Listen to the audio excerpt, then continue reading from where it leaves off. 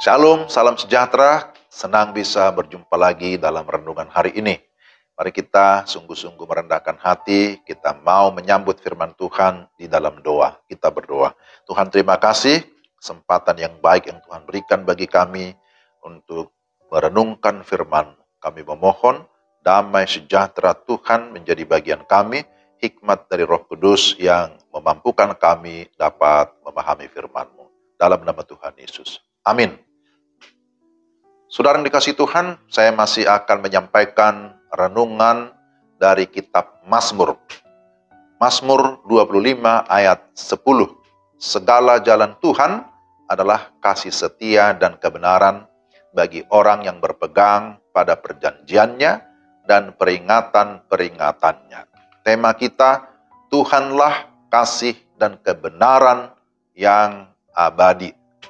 Saudara yang dikasihi Tuhan, firman Tuhan ini, yaitu Mazmur 25 ayat 10, bisa disebut sebagai konklusi ataupun sebagai kesimpulan dari pengalaman hidup Daud. Bahwa Raja Daud sudah menjalani kehidupan yang berliku-liku. Tapi akhirnya muncul sebuah pengakuan segala jalan Tuhan adalah kasih setia dan kebenaran. Bahwa setiap orang yang percaya hendaknya juga sampai kepada pengakuan yang sama. Bahwa dalam perjalanan kehidupan kita, kita harus mengakui bahwa jalan Tuhan itu adalah jalan kasih setia dan kebenaran. Nah, melalui tema ini kita diingatkan beberapa hal yang penting. Pertama, kesadaran bahwa memang segala ciptaan, termasuk saudara dan saya, terbatas adanya. Sebuah kesadaran bahwa kita memang terbatas. Tuhan menciptakan segala sesuatu di dalam segala keterbatasan. Tidak ada yang abadi. Ya, terlebih ketika manusia sudah jatuh ke dalam dosa. Keadaan manusia semakin rentan karena sudah mengalami berbagai kerusakan sebagai gambar dan rupa Allah.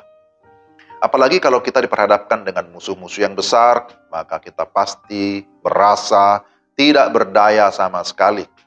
Itulah yang dialami oleh Daud. Dia sering diperhadapkan dengan musuh-musuh yang hendak menjatuhkan dia. Dan dalam kondisi seperti itu, dia sadar bahwa dia tidak mampu jikalau dia jauh dari Tuhan. Dia menyadari bahwa dia sangat terbatas dan hanya Tuhan saja yang abadi, yang tidak terbatas.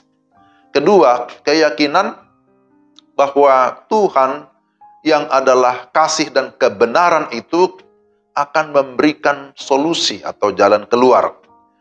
Jadi artinya kita tidak hanya mengakui bahwa Tuhan itu adalah kasih dan kebenaran, tetapi juga harus meyakini Dia sanggup memberikan kita jalan keluar. Di dalam berbagai kesulitan yang dihadapi oleh Daud, dia tetap berkeyakinan bahwa Tuhan itu dapat diandalkan. Tuhan itu pasti memberikan solusi. Daud berkata, Allahku, kepadamu aku percaya. Ayat 2. Engkaulah Allah yang menyelamatkan aku. Engkau ku nanti-nantikan sepanjang hari. Ayat 5. Tuhan itu baik dan benar. Ayat 8. Segala jalan Tuhan adalah kasih setia dan kebenaran. Itu ayat 10 yang tadi kita baca. Jadi dari ayat-ayat ini, kita melihat dengan jelas bahwa Daud memiliki keyakinan iman yang kuat bahwa Tuhan itu dapat diandalkan. Jadi jangan pernah mengandalkan yang lain, saudara-saudara. Jangan pernah ragu beriman kepada Tuhan. Jangan pernah ragu mengikut Tuhan. Solusi apa yang akan diberikan oleh Tuhan kepada orang yang sungguh-sungguh beriman? Di sini disebutkan, kalau kita perhatikan ayat 2-3, Tuhan memberikan kemenangan atas musuh, sehingga tidak dipermalukan oleh musuh. Lalu Tuhan menuntun dalam perjalanan sehingga sampai ke tujuan dengan selamat. Ayat 4-5.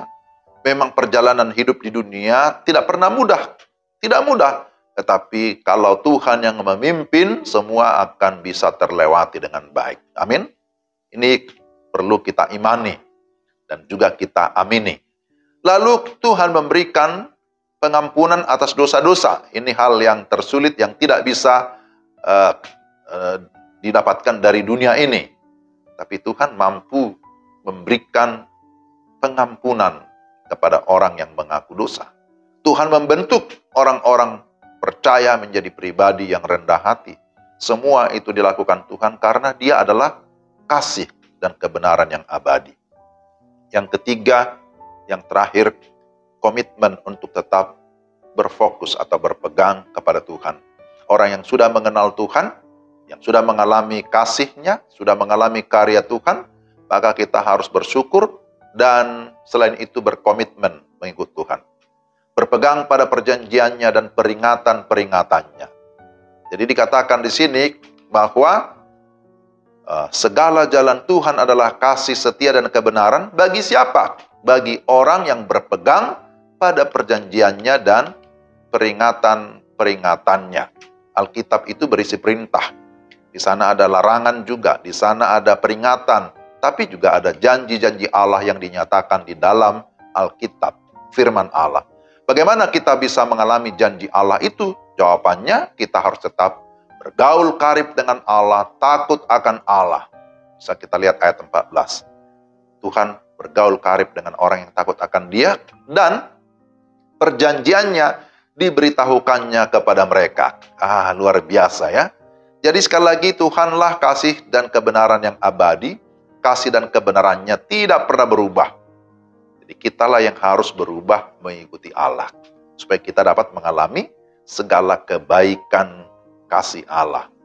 Dunia ini, saudara-saudara, sudah tercemar dengan dosa dan tidak pernah bisa menyediakan kasih dan kebenaran yang sejati itu.